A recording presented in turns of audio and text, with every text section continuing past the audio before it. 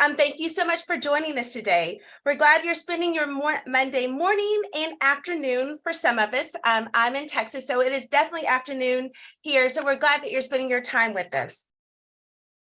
All right, welcome everyone to the University of Washington Smart Center's 2023 Virtual Speaker Series. First and foremost, the University of Washington Smart Center and Northwest MHTTC acknowledges that we learn, live, and work on the ancestral lands of the Coast Salish people who walked here before us, and those who still walk here. We are grateful to aim to respectively live and work on these lands with the Coast Salish and Native people who call this home. We encourage you to learn about the ancestral lands you are joining us from. I just realized I neglected to introduce myself. My name is Kleinita Graffin-Reed, and I am a Training and Technical Assistance Coordinator for the Smart Center. We are so pleased to present to you guys our 2023 speaker series that is focused on equity-centered MTSS and implications for school mental health. Our first session, we kicked that off, what is this? Was it March? Yes, we're in April with Dr. Nicole Holland-Sims. And today we have Tanara Blount and Tiana Bial, who will talk about their work out in the school district that they currently serve. We want to make sure that you know that this is being brought to you by the Northwest Mental Health Technologies Transfer Center, NWMHTTC, and the University of Washington School Mental Health Assessment, Research and Training Center, or UW Smart Center. And real quickly, just want to tell you a little bit about the UW Smart Center. Our overall mission is to promote high quality, culturally responsive programming to meet the full range of social, emotional, and behavioral needs of all students through research, training, technical assistance, and support to policy making.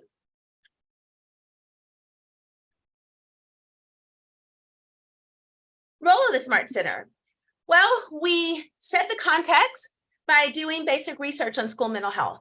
We generate evidence by developing and testing models that work. We mobilize the evidence by providing research-based training and TA, conducting research on implementation and technical assistance strategies, and we build political will by disseminating information broadly and being at the table with funders and policymakers. We ask that you connect with us on our website, email, or social. And here are all of our handles for Twitter, email, and the internet. As part of the National MHTTC network, our Northwest School Mental Health Center supports the mental health workforce in Alaska, Idaho, Oregon, and Washington. We invite you to reach out to us by connecting through email, social media, signing up for our listserv, or regularly visiting our website for new information posted weekly. And we can be found for our Northwest MHTTC. Here our handles, our internet address, our email, and do we have our Twitter? Yes, and our Twitter and Facebook. And without further ado, I am so pleased to present to you Ms. Tanara Blount and Tiana Bial, who are going to talk about doing the work, ensuring equity and cultural responsiveness and urban implementation within the MTSS framework. So pleased to have you guys with us. Thank you. Thank you, Juanita. We're excited to be here. So good afternoon, everyone, and welcome to our session. Again, my name is Tanara Blount. With me is Tiana Bial, and we are just super excited today to be able to talk to you from our perspective of what it's really like to do the work. And when we talk about doing the work, we're talking about ensuring that there's equity and that we're being culturally responsive when we talk about implementing MTSS frameworks. So again, thank you for being with us today.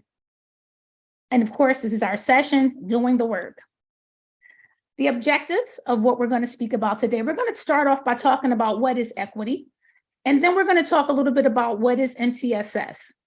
Next, we're going to lead into some cultural considerations, because this is what we have to focus on when we talk about what does it really look like to do the work. We have to get into the cultural considerations to make sure that we're being equitable. We're then going to talk a little bit about, now that we understand what we mean by equity, and we know you all know what that means and what is MTSS, we're then going to talk about what's needed, and that's a little perspective shift, a little mindset shift. And then we're going to share a couple nuggets of information on how we do the work to support educators and trying to shift more closer toward that mindset. So again, we say welcome in the most culturally responsive way that we know how. This is what we do. We would like to welcome you again to our session and thank you for being here with us today. So who are we? Tiana Bilal is my colleague who is going to be working with me today during this session. And I know Tiana was having some technical difficulties. I am not sure if her access has been granted. Tiana, are you still there? Awesome. So I'm going to pass it over to Tiana. She's still here, so she can tell you who she is. Hi, everyone, and thank you for having us. We are honored to be here today. I apologize for the technical difficulties. I cannot turn on my camera, but I am hoping to show you a little bit more about who I am through these slides. So who is Tiana Bilal? Tiana Bilal is a mama to 3 amazing children, ages 22, 12, and 4. I'm also a wife to Abdul, my loving husband.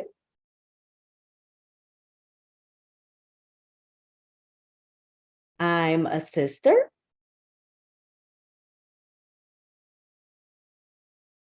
a friend, and what I noticed during this compiling the pictures for this presentation is that I'm missing one of my closest friends in this picture. Tenora definitely belongs in the picture with my friends. And I am a true crime lover. If you give me A&E, Court TV, or ID channel, I am a happy lady. Tenora, would you like to introduce yourself? Thanks, Tiana. I'd love to. So who is Tenora Blount? Who is this woman, this other woman on here speaking with you today? Well, let me tell you a little bit about who I am.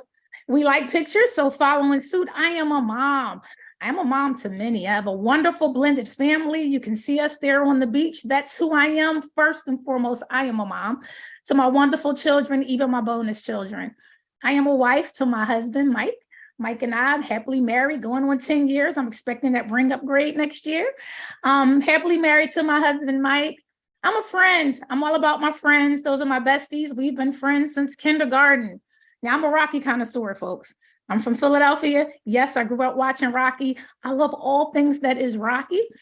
I'm an alumni of Westchester University, where I received my bachelor's degree, St. Joseph's University for my master's degree. And this last slide really resonates with me because when I saw it, it speaks to who I am when it comes to my professional career. I don't like the word boss. I don't use that word. And the team that I work with, they oftentimes hear me say that. Don't call me that. I'm not the boss. I'm a leader because I believe there's a difference in being a boss and being a leader. So I pride myself professionally in being a leader. In the trenches with the team, we're working together to achieve that goal. So that's who I am. So we're going to start off today briefly talking about equity. I want to forewarn you, one thing you're going to notice. When we talk about doing the work, you're going to notice we're not going to get too technical today. You guys have been probably teched out. You know, everyone in here today is coming from so many different areas of the field. You've done a lot of this work. You've heard it before. We really want to get deep into talking about what it takes to do the work. But before we do, a couple things we have to still go over. So when we talk about equity, the most important message that we want to send home today is something that I'm sure that you all already know. Equal does not produce equity, right? You can look at this image. You guys have probably seen it before. These equity versus equality images that shows you where, yeah, we're all trying to look at this game. But when we talk about equity, equity doesn't mean giving everybody just the same thing and saying, hey, go, be great now. You all have the same thing. No, right? Because it's not enough. It wouldn't be enough to just give everybody the same thing because the way I may need to use that thing may differ from the way you use it. So it's important to start there and understand that we're not talking about being equal. So this is the reality of what we really have going on out here. As hard as we're working in the field to try to get closer to having equity, we still have this reality that we still have some young people out here not getting what they need to be successful. And that's where the work has to be done. And we have to shift our focus because we need to make sure that everyone has what they need in the way that it can be used for their purpose. That's how we'll start to close up that gap. So there's some barriers out there, right? When we understand, well, okay, so there's not enough equity in education. What's going on? It's these things here. And yes, it's like a rain cloud. It was raining earlier here today. We need to stop the rain from happening because our efforts, unfortunately, are still not really breaking through these barriers because these barriers are not going to cease to exist. Trauma is not going to go away. Poverty, access to things. There's that bias thing, right? Be it implicit or not. These things are not going to go away. And what else isn't going to go away are the mental health conditions that our young people face every single day. So if it isn't going to go away, we're from the PBIS side of life, right? We always talk about how PBIS is a framework. It's not a program, right?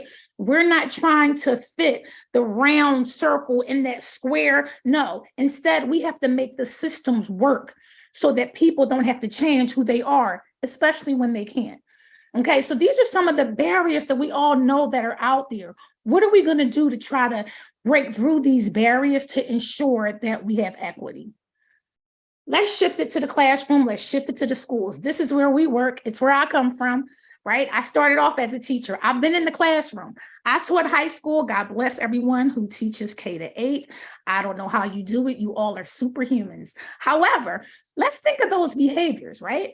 These are some of the common behaviors. I've seen them, right? That child that can't keep still, that aggression word. And I often hesitate to use even the word aggression because when we talk culturally, that word within itself can be used for harm to pinpoint people. But we see these behaviors where a young person is physically aggressive towards other people, towards property, disrespect. That's another ambiguous one, right? But all of these different behaviors are behaviors that we commonly see when we walk through schools. We may even see them when we're traveling to and from. I know I see it oftentimes when I'm out and about. And what happens is that when we look at that behavior, the biggest question is, what do you really see? What do we really see? What we see is we see that we have educators and people often get stuck on that tip of the iceberg. But I think we all know what really matters and it's what's behind it, what's really going on. And if we want to start figuring out ways to break through these barriers and to not allow the barriers to continue to have inequities within how we manage and use a framework to give our students what they really need, it requires us to stop and to pause and reflect on what it is that we're really looking at. Because what's really going on is the stuff that we can't see. So if we look at the behavior, we all know that we have to manage this behavior, right? No one's going to sit back and let certain behaviors just continue to happen. But the question is, how are we managing the behaviors? We call them behavior concern, okay? It's important to us to shift away from that criminal justice mindset of violations and offenses. These are not criminals. We're educating children and we're working with children. So we're talking about immediately starting to shift that perspective, that mindset, that language, being culturally responsive. These are behaviors that are a little concerning. So what do we do about them? I know I promise you wouldn't go too deep, just scratching the surface, nothing you haven't seen before. We all know about the ABC model. If you haven't, Ellis, 1979, it's the whole ABC. The concept is behavior just doesn't happen for no reason, right? There's that activating event or that antecedent. There's something that happens before the behavior actually takes place. And even with that behavior, there comes along this rational, irrational mindset, but then there's that consequence. And that's the world we live in, right? We're coming from the positive side. Again, our work is all about PBIS, but there can be negative consequences too. So we have to be mindful that when we think of how we're managing behaviors and what we're doing to try to move from these concerning behaviors, it comes into play again, but what do you see? What is the naked eye seeing? Because that's what's going to ultimately drive the decision on how we're going to manage that behavior.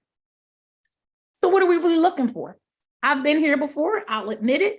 I've had to learn from my many, many years of experience in the classroom. But oftentimes what happens and what I see in my line of work when I used to be out there coaching and supporting schools, that teacher or that educator, that person that's doing the work, that's experiencing that behavior, they often go into how it impacted me. Wow, what does this behavior look like to me? This kid is so disrespectful. Or, man, I had this awesome lesson plan and now my lesson's all thrown off, or my anxiety is out the roof because this behavior has caused a change in my physiological state, right? It's all about me. Well, that's the problem. That's the problem. It shouldn't be all about me. I want you guys to take a look at this and you can drop in the chat, right? What do we really see? I'm sure you've probably seen this image before, but when you look at this image and you can drop in the chat, what do you see? We all may see two different things. I remember the first time I saw this, I said, I don't really know what I'm looking at. And it took some time for me to kind of step back and take a look. And then I said, oh, I see now. I see people dropping in. A woman with the hat. Someone said a young woman with the hat with the feather on it. Someone said a young lady and an old lady. We're all looking at the same image, but we see different things. Same here. What do you see here, right? All looking at the same image, but you'll see different things. And what we see ultimately is going to impact what we do. And we have to keep in mind, some say a rabbit, some may say a duck, right? Same thing here. This may look like a vase to me, or I may see two faces looking at one another. Two people said a duck in the chat, right? So we have to be mindful that when we start this, and when this entire process starts, before we can get into, is this child tier 1, tier 2, tier 3? What are we going to give them? What do they need? Can we stop and pause at what are we really looking at? And can we stop and think at what is it that we really actually see? Because I think this lets us see at the surface, we can all see different things right there, even before we get underneath that iceberg for what's really going on. So the bottom line is raw data is not enough, right? That first impression, that first thing you see, it isn't enough to just stop there. If we want to make sure that as we start to manage behavior, as we start to document and do things, we have to make sure that we're going down that equity route. So different methods of collecting it, right? We all know, we've been there, you've worked in schools.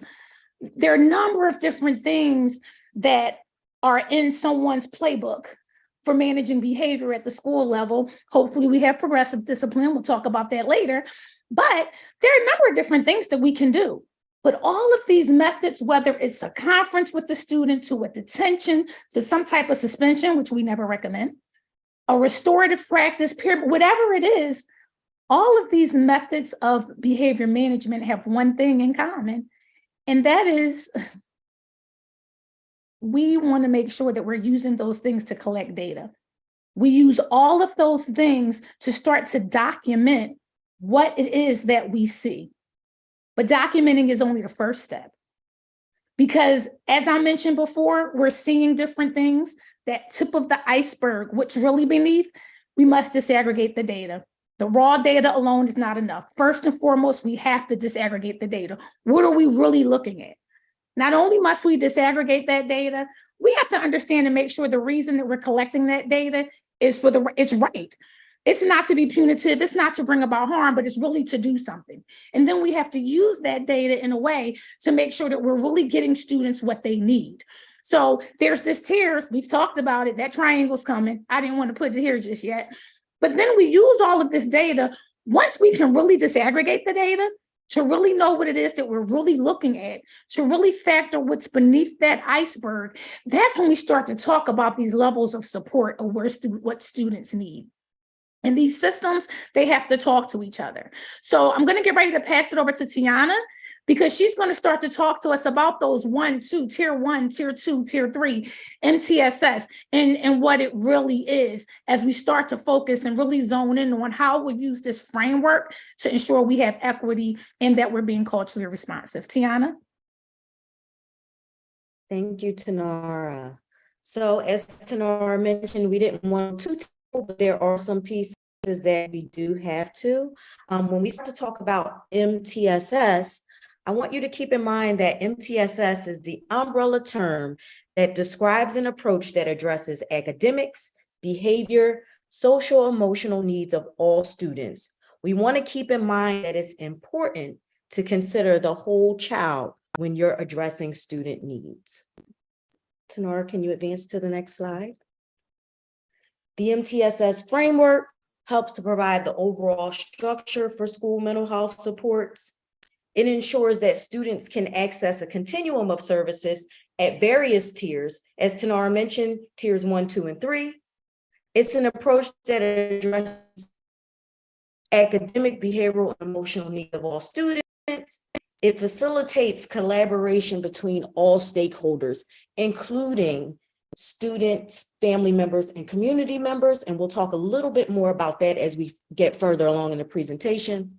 And it utilizes database decision-making to help align supports for students. So in using MTSS to identify supports, MTSS uses tiered interventions, database decision-making, and progress monitoring. Using the MTSS framework helps to integrate multiple initiatives that schools have in place.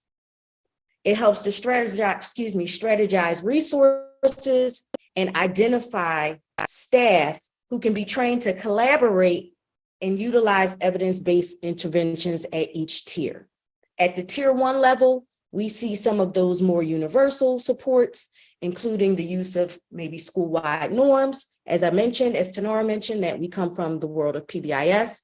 You may see some of those evidence-based SEL practices and those more mental health-based supports put in place to help make everyone aware of what mental health is and what it looks like.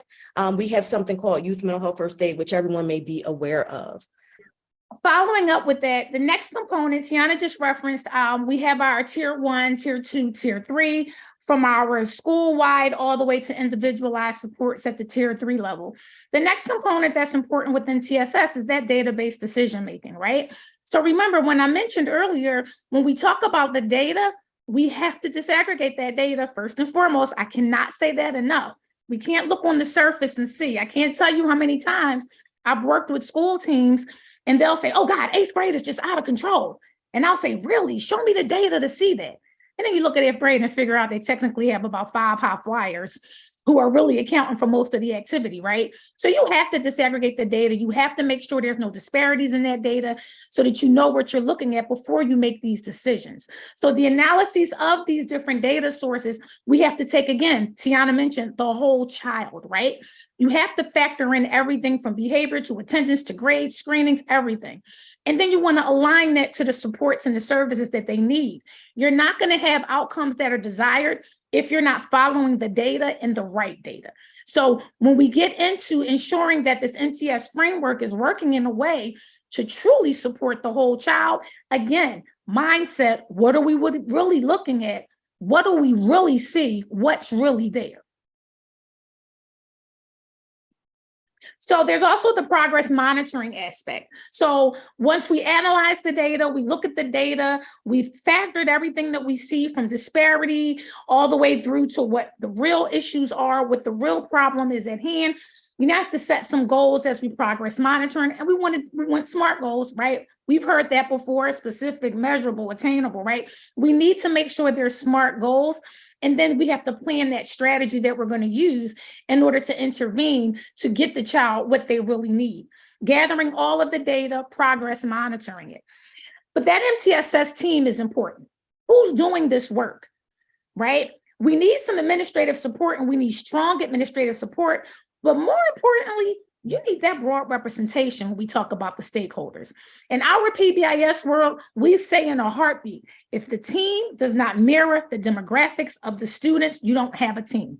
Okay, well, you need the perspective, not just from administrators. You don't need a siloed group, but that MTSS team should be a broad representation. And you notice who else is listed here, guys? Student, family, community.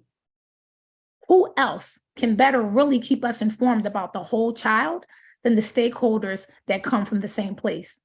The student themselves, the family, the community.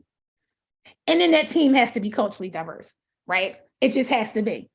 I don't like to sit down with the team and then I see situations where I'm like, well, we have people at the table that look nothing like the people in the school. So where's the perspective really coming from? Is there an understanding? So those cultural considerations that we're talking about, we have to make sure that we are specifically taking into account the values and the norms that represent the community that we're serving. Oftentimes, when we look at interventions and we look at these different tiered levels of supports, we can't just think that something that's going to work in one area or something you learned working over here is going to fit into the box of the community that you're in. It may be foreign to them. I have a wonderful story. I'll never forget. I had a time where I had a school, they wrote a student up because the student told the teacher, "You're always on my top." And the teacher took that to mean something sexually explicit. And when someone else that looks like the child at the school looked at this, they said, "Wait a minute, what did you think the child meant?" Whereas in that child's culture, it was a norm to say, "On my top" means you're pressuring me. You're constantly applying pressure. You're constantly digging into what I'm doing and what I say in a way that makes me feel that I can't do anything right. It had nothing to do with something inappropriate, right?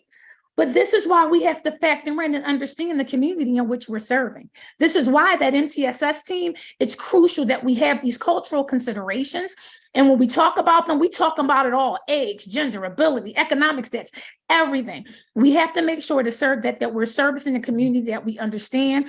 But most importantly, we seek to understand the community if we're going to do the work. So all hands need to be on deck. All stakeholders involved, from the school staff all the way again to those community partners. We need to make sure everyone has an opportunity to help us truly, again, what do we see? We need to see the whole child. We need to see the whole situation. We need to see every single piece of data that speaks to really telling us who that child is, not just the behavior that warranted us to sit at a table as a team and have a meeting to figure out which tier this child should be placed. So when we talk about the school staff, again, who should be on this team, getting us the data, partnering and providing with those services, helping to drive all of those decisions. When we talk about the student, oh my goodness, they give so much feedback. Sometimes I oftentimes say, have you ever just stopped to talk to the student?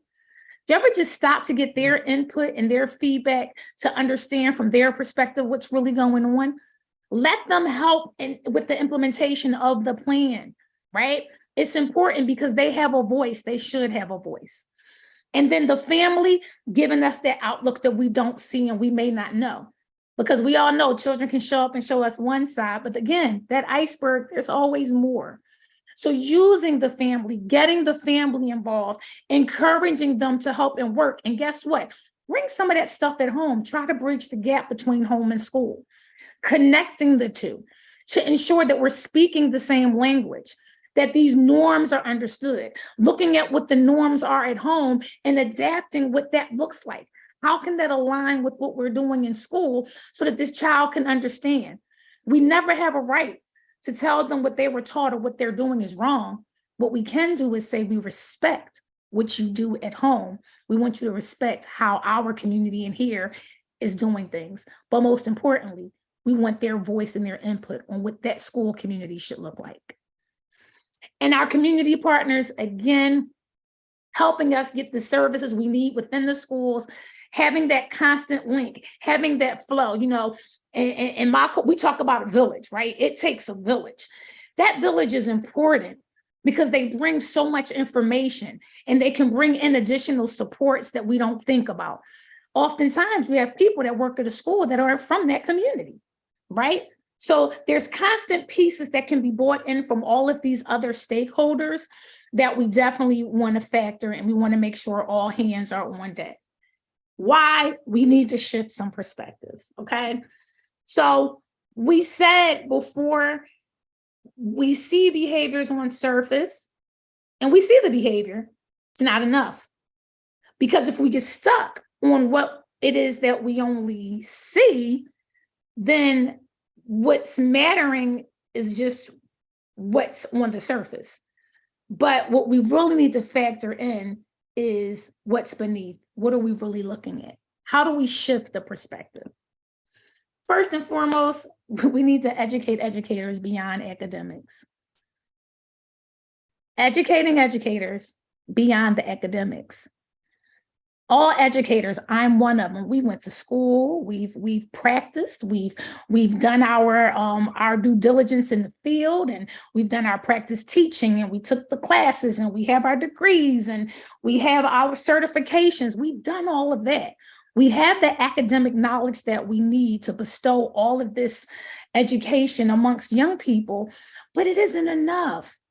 It isn't enough that that's all that we get. We have to make sure that we're supporting educators beyond what it is that we want them to teach other young people. So what do we mean here? Can we start with youth mental health education and awareness?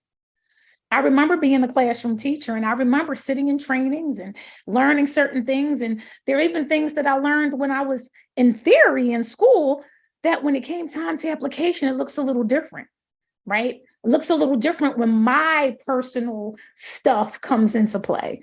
It looks a little different when behaviors have now caused something within me. Remember a few slides back in the beginning, we talked about the concept of all about me and all about how this makes me feel. We need to make sure that there's education in youth mental health awareness, and we're going to get into why. Also, PD alone is not enough. Nothing against professional development. I think it's great. I think we need it, right? Some people will probably get credit for being here today. We definitely need it, but it can't stop there. Okay. And then most importantly, grace and space. And I can't wait to talk about that. I scream it from the rooftops all the time. There needs to be grace and space, right? So let's talk about it. A little bit of more technical stuff, nothing you haven't seen. Take a look at these numbers, and this spells it out. We need to make sure that our educators are aware of mental health in our young people. We need to make sure they're aware. They need to understand. These are the things that our students are dealing with. There are diagnoses in our students. 1 in 6 American children aged 6 to 17 experiencing a mental health disorder each year, right? If we look at the percentage of children, while the percentages may be low, look at approximately how many that is when we look at this across the United States. And so first and foremost, it has to be understood there's more behind this behavior. It's not just on the surface.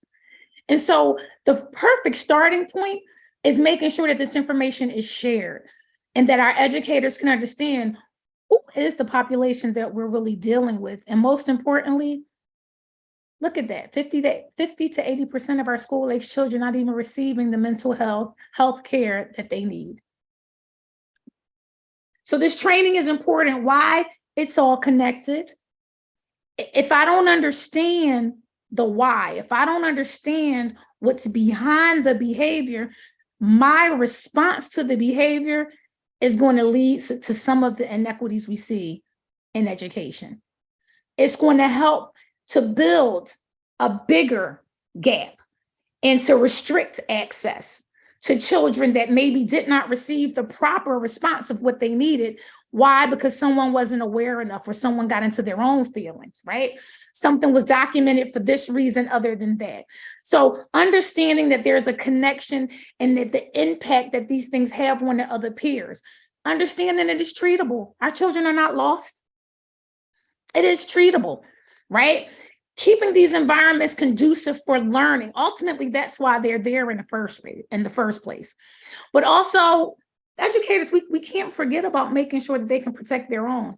I'll never forget, I had to do a youth mental health first aid training. And hadn't done that kind of work in a while, and I hadn't had to sit through it in a while. And halfway through, it began to trigger me. It triggered the mom in me. It triggered every human side of me. But there are things that we walk into the classroom and into schools every day as educators, but we have our own stuff too. So we oftentimes have to also be mindful that this kind of training can also help with our own mental health. You know what they say when you're on the airplane, you have to put your mask on first, right? Because you can't help someone else. All of it comes into play because it's important. All of these things factor in to make sure that we're being equitable and that we're being culturally responsive when we talk about these targeted tiers of support and everything that falls under that MTSS umbrella that Tiana mentioned, when we're looking at the whole child, not a piece of a child, not a part of a child, but the whole child. We have to make sure we educate our educators beyond academics. You heard me say professional development alone, it's not enough, because it's not. It's not. There are a number of different things that we have to also consider when we talk about delivering professional development. The platform alone is enough. We could stop and we can go on for a while there. Virtual, the pandemic has shifted everyone's mindset. We've shifted to a virtual platform where we've realized, we don't have to bring everyone together. We can still do this. We can do it virtually. Let's talk about equity. Everything doesn't work for everybody. This platform alone may not be equitable for some individuals who need more than just this to grasp. I'm a kinesthetic learner, so I'm very touchy-feely. You could sit me in a room with the same amount of people and give us the exact same information, but I need a little bit more for me to retain it, right? So you have to think about the platform. I just talked about the triggers, taking care of ourselves, right? Thinking about what could trigger an audience, right? Think about the interest. Are these people interested? They should be. Doesn't mean they necessarily always are, right? But you have to think about that. That whole being voluntold to do something, that has an impact itself. And then the follow-up, right? You do these wonderful, awesome PDs, and then that's it. It's just left out there in PD land. There has to be proper follow-up, right? Something has to be done after the PD. We can't just drop it there and leave it. And then the frequency, right? Are we doing overkill? Is it too much PD? Is it not enough PD? What's really needed to make sure that the ultimate purpose of our professional development, we're reaching our goal that we're trying to hit? So just a few things to consider there, because again, it's not enough. And then grace and space. Most people don't like to hear this one, but if we're going to talk about the whole child being at the forefront and ensuring that in our MTSS frameworks and how we're providing interventions to young people, that we are doing it with a culturally responsive lens and equity in mind, we have to keep the whole child at the forefront of every single decision that's made. How do you do that? Man, I tell people children aren't really that difficult, because guess what? They can sniff out authenticity, right? They know when something's real. They know when something's real. So it's about building those authentic relationships, and they have to be maintained too. Because a child, they're not going to want to hear, they're not going to want to listen if the time isn't put in to make sure that something is established and built with them, right? And then also knowing when to tap out. You have to know when to tap out, right? I may not have the same relationship that someone else and one of my colleagues may have with the peer, but it may be in the best interest of that whole child in that moment for the sake of providing interventions that they need for them to be safe and successful and well, for me to tap out, not just for myself, but for the child. Or sometimes it might have to be for me. Because remember, we talked about those triggers, right? I have to know how to take care of me too, that oxygen mask, right? And then those progressive discipline policies. I like to mention progressive discipline and grace and space, because what happens, we had to document because we have to get documentation in, because we have to substantiate and justify the placement of this child to get this service. I get that. And I understand that. But it's sometimes is that used as an excuse because we're tired of the behaviors that we see, because we haven't taken the time to truly understand what's beneath the behavior. We haven't taken the time to truly jump into the antecedent and pay attention to what happened before this behavior was displayed. So are we giving grace and space? One of the biggest frustrations for me is for school to start September 6th. And by September 15th, we have 20 to 30 referrals in the system. What? In what world does that make sense? Where's the grace and space? Are we really understanding the whole child? Do we have to do this right now? So all of these things have to be factored in when we talk about utilizing these frameworks to ensure that we're being equitable. We have to factor it all in. So not only is it important, and not only do we want to stop and think about giving the educators more of what they need beyond academics to ensure that they can educate young people, it's about making sure that we give them what they need, those people that are all hands on deck on the teams, to understand that our teams are doing the work to ensure that the interventions within this framework are equitable and that we're being culturally responsive. But it's also making sure that we have to support our educators along the way, right? How do we do that? So when we talk about supporting our educators, these are just a few things that come to mind that we focus on a lot when we talk about doing the work. We need that feedback. We need the feedback. But not only do you want to solicit it, then use it. Here comes that data again, right? To support it. And then there's a modeling and coaching piece. So supporting our educators is super important, because when people don't feel supported, it impacts the outcomes of what they do.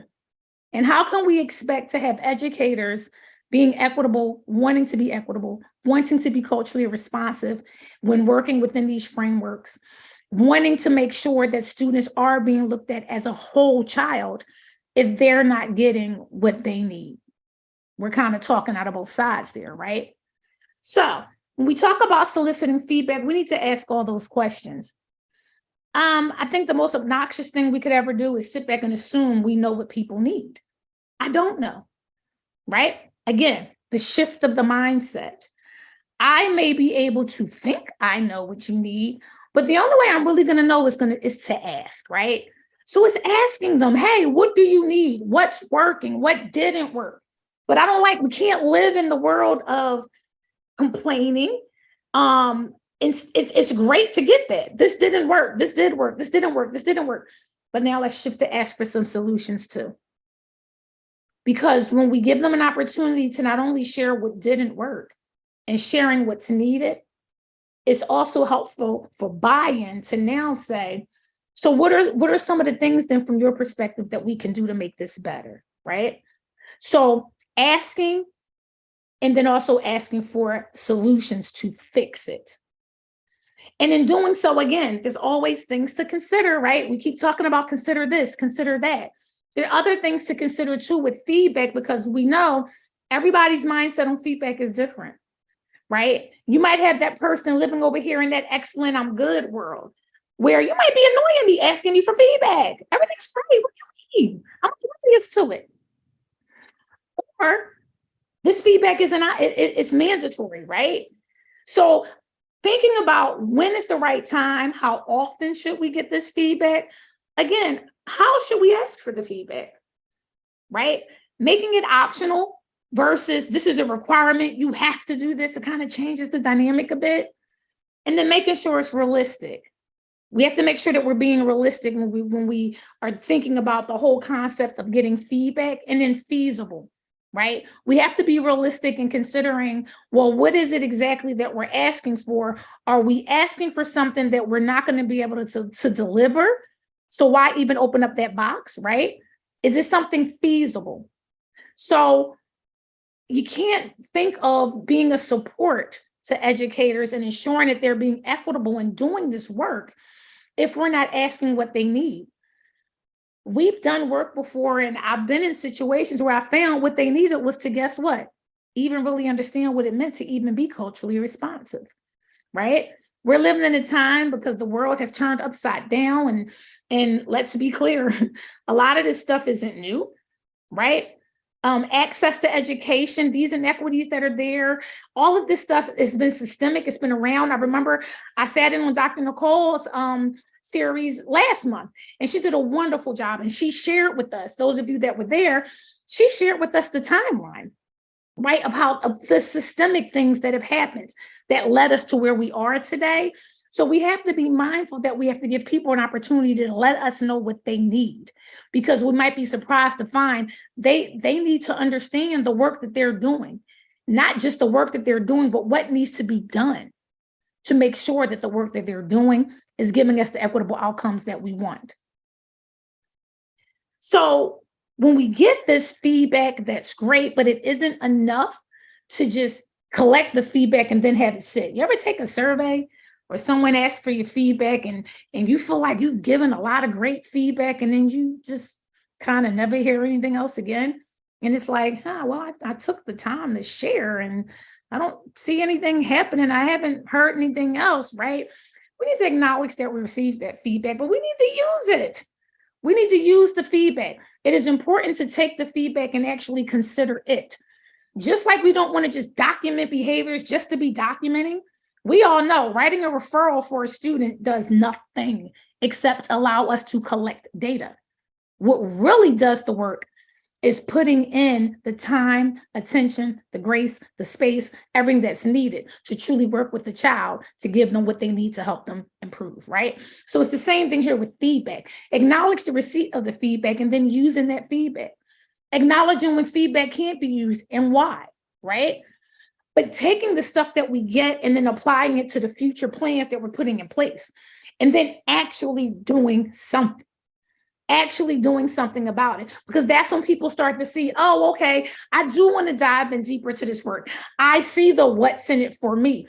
I understand and I can clearly see how when we do this, it doesn't lead to this outcome. Our outcome should be that every student has what they need to succeed, to be successful.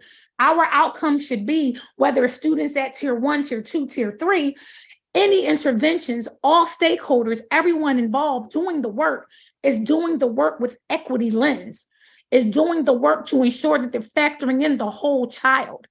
But I, as the person doing the work, understand what that looks like. I understand what it means.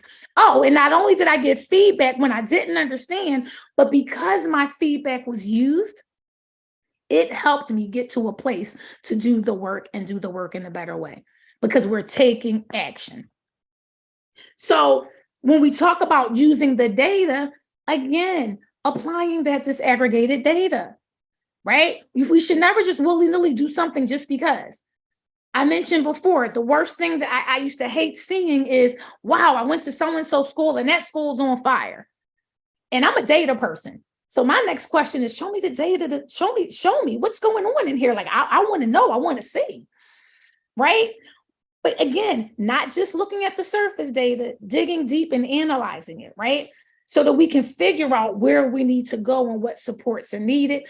But all of the decisions that were made are made off of the data. Not making decisions because I'm annoyed that this child keeps interrupting my class. Not making a decision because it made me feel some type of way because I've been impacted. Not making a decision because somebody just told me I better do something about it. So now I feel like I have to put something in place just because I can check a box.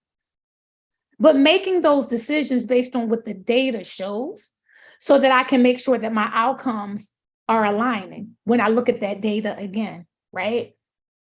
Looking at that data and acknowledging the disparity in the data, that's a key indicator that we're not being culturally responsive. Whenever we see disparity in data, we can't ignore it. Speaking to it, understanding it, trying to understand why it's there, and then doing something about it. And definitely not using the data for harm. When I mention not using the data for harm, it's because oftentimes we'll have schools that decide that they're afraid to even share the data because it's going to have Big Brother watching and we're going to be penalized because of our negative outcomes. My response to that is, how do I know what help to provide if I don't have data to show me where there's a problem, right? So all of these components come together and they come into play to help figure out what are we doing and how is it that we're going to support the people doing the work. And another piece to that is modeling and coaching, right? I saw this quote and I loved it. Maximizing a person's potential, right, for their performance, right? Helping rather than trying to just show them, right? It doesn't help to do things for people. But if you can demonstrate, sometimes people may need to know the how. They may need to see it, right? Having that partner that you can pair up and say, hey, let me run this past you. This is what I got from that. What did you get from this? How do you read into that situation? And then filling in the gaps where they're needed. Again, making sure that support is there. Modeling, coaching, doing what has to be done to provide the support. Because without the support, it becomes virtually impossible for the work to get done. Again, if we don't know what it is that's needed. So it is 3:00, and that is pretty much what we have for you guys today. When we think about being culturally responsive, when we think about equity, when we think about doing the work, it is about making sure that first and foremost, we understand what equity is. It is not just giving everybody the same thing. Instead, it's giving everyone what they need individually to be successful with the same field that they have in front of them, right? And then when we look at our students and we look at the whole child, when we look at implementing through our MTSS framework, it's about making sure that we're being culturally responsible and we're keeping equity at the forefront of that. And in doing that work, giving our educators what they need, making sure that our educators are not being stuck in the academia world, but now we're changing with times. We're acknowledging what the data shows us about where our students are with regards to their mental health needs, and we're educating educators about it, making sure that they have not only the information they need, but what they need to go out and carry forth and do the work, and then supporting them on the back end. Thank you guys for a wonderful presentation. There's so many things that jump out to me. You said I'm a data person. I too am a data geek because it's all in the numbers. It really is. And so I can look and think many years ago, I would never thought I would say I'm a data geek, but I am, because the data and PBS, we know that the data guides our decision making. So it's so very important. The other thing that was so on point, Tanara, was having to educate educators. And I know, coming from as a school psychologist, I had to learn about instruction. I always use a story that my background is behavior, but in order to work as a team to help children be successful in schools, I had to make it my business to learn about instructional strategies, because that impacts the child as well. And so we're all in it learning new things, but it really is, can I use a cliche? Teamwork makes the dream work. And so when we are all on the same page, working together with the goal of improving student outcomes, then that's what's the most important thing. So I just want to thank you for that. And I know that others probably found your presentation to be helpful as we talk about being culturally responsive and integrating equity into all that we do. So Tanara, you mentioned, yes, we do have some Q&A. And we'll just start at the top.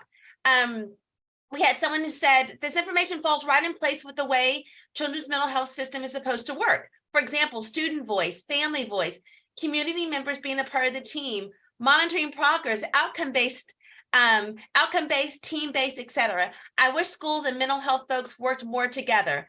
Yes, yes, yes, and then more yes.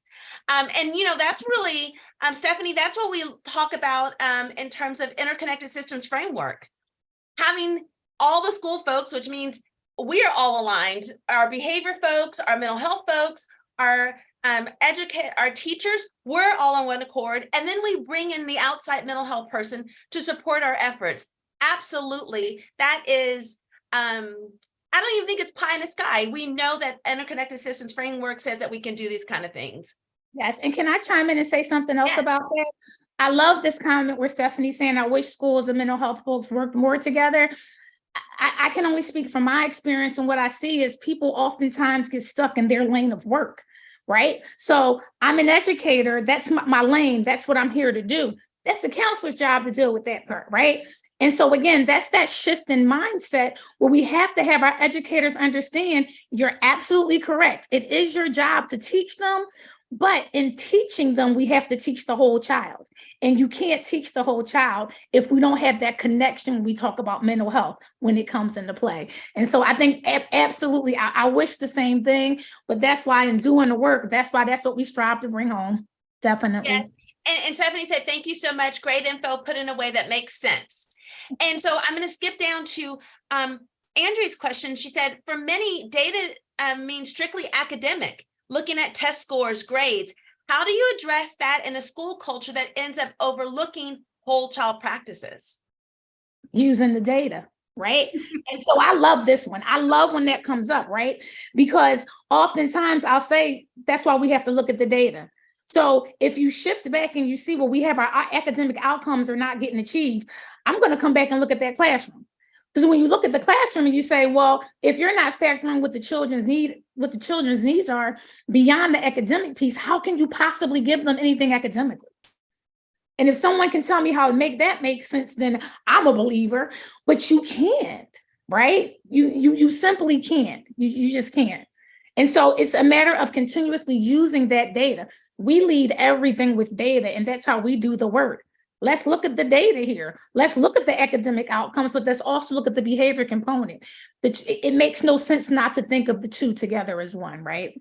Absolutely. And they really are interrelated. And I think that's one thing as educators, we strive to break down the silos so that we can make sure that we're meeting children's needs. There is a question from Kyle, a comment, to integrate PBIS and MTSS more comprehensively. What are your thoughts on the MTSS model more overtly calling out tier 2 and tier 2 interventions that target enrichment interventions or supports? It seems MTSS tends historically to have a deficit focus, moving up based on greater academic needs or behavioral health needs due to a deficit in skill or knowledge. For example, a tier 2 targeted enrichment intervention supports will call out small groups of student leaders, for example, GSA, Hope Squad, things like that, working on promoting a positive school climate. Or tier 3 intensive enrichment interventions and supports would be one-on-one mentoring that focuses on students that are already thriving and maintaining thriving. Thoughts? My thoughts on that are, that's a great question. It's a great point. Now, while I live more in the tier 1 world, however, when we talk about MTSS, we talk about we have to hold each tier accountable, right? You have to have each tier look at the data. And that is why we have to make sure we talked about systems talking to one another. They have to talk to one another, right? Because if you look at the question here about PBIS can be utilized at tier 1, tier 2. We know that PBIS isn't just at the tier 1 level. And so when you do that, and we're talking about things that are already thriving in other areas, and we're talking about, well, at tier 2, we're doing this, at tier 3, we're doing this. Tier 1, we talk about the whole child. It's important because I think oftentimes the misconception becomes PBIS doesn't work because we have, these things that still happen. It's truly understanding though what we're saying, because at tier 1, it's 80%. So we do have to consider the other 20% that are going to need more things, right? But those systems still have to speak to one another. And we still have to make sure that we're not omitting those things at the tier 1 level to allow students at tier 2, tier 3, something to kind of look forward to try to reach that goal as well, to try to get there. And I think at tier 1 is where we are trying to continue to help children thrive. So we know that at tier 1, we're meeting all those needs. 80 to 90% of those kids we would hope would be thriving. Those kids who need additional support. So sometimes I think people overlook tier 1. Tier 1 is the foundation. We want to make sure that that is the area that we do prevention. And by preventing deficits, we're going to make sure that we continue those kids who are doing well both academically and behaviorally, they continue to thrive. Another question came in. Could someone expand on the use of street data in the MTSS framework and in consideration of the whole child? This is, oh my gosh, I wish I knew where this person was from. So, so street data is so funny. I wish Tiana's could talk and be on here, but this is something that's actually on our plate that we're dealing with now, right? And so if you're going to ask Tanara, what I'm going to say about that street data and MTSS and the whole child, that street data is important. But again, I have to say it. And I think someone said this in the chat. When we talk about data, because I'm a data person, oftentimes people take data and align it with thinking that we're not looking at the whole child, right? Which is why I can't stress enough the importance of disaggregating that data to make sure we know what we're really looking at. When we talk about that street data, those are the other components. That street data is giving us more context to the bigger picture. It's helping to fill in the gaps of what's happening in that environment, in that space, regardless of the tier of work and intervention that we're trying to apply, to make sure that we're factoring in these other things. Again, I go back to the iceberg, right? We're in the process now of making sure we do that street data collection, and frequently enough, because it helps give more context to the data that you're looking at. So to me, the use of that data is helping fill in gaps. It's helping us see beyond just what's on the surface. Because oftentimes I'll hear of something that happened, and I'll have to say, I need you to back up. What happened before and then what was going on historically, what's happening in that space? What does it look like on it? Because to me, that's the street data. That's more than just that one specific thing that happened. It's filling in gaps and it's giving context. I have a comment from Joan saying, thank you. This has been informative and applicable. I particularly appreciate the points about educating and supporting the educator to address their well-being. So I'm so glad that we had so much feedback, that folks are taking advantage of the Q&A time and putting in the questions for you. Do we have any? We have a time for maybe one or two more questions. If you have a question, go ahead and put that in the Q&A, and then we'll come back to it real quickly before we end. Again, I want to thank you guys for joining us. I know a few people are probably popping off. We hope you'll join us again for our next and final presentation on May 22nd with Dr. Eddie Fergus. And we all want to just let Tiana know, if you could just drop her a little note saying we all have had technical difficulties, and it's certainly nothing that is within our control when they decide to just shut the power down in your location. And so we just want to show some love to Tiana and know thank you for preparing for the session with Tanara. And we all have been there when it comes to technology. Again, thank you for being here. Hope you have a great rest of your day, and we will see you next time. And note real quick, SAMHSA sponsors this work, but does not reflect any official position on this content. And in case you want to see it one more time, this is how you can get in contact with us. Our UW Smart Center email, our Twitter address, some QR codes, and our MHTTC information as well. Guys, thank you so much for joining us. We look forward to seeing you guys in May 22nd with Dr. Eddie Fergus. Until then, what is today? Today's Monday. Have a great rest of your week.